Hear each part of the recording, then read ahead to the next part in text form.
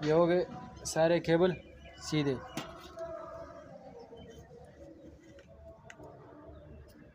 सारे तारों को हमने सीधा किया।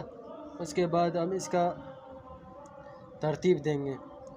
सबसे पहले डार्क ब्राउन, फुल ब्राउन जो, उसके बाद हाफ ब्राउन लगा दिया। उसके बाद हमने लगाया ग्रीन, फुल ग्रीन लग गया।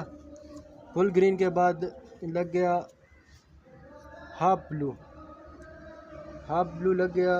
उसके बाद ब्लू के बाद हाफ ग्रीन, और हाफ ग्रीन के बाद ऑरेंज के बाद हाफ ऑरेंज।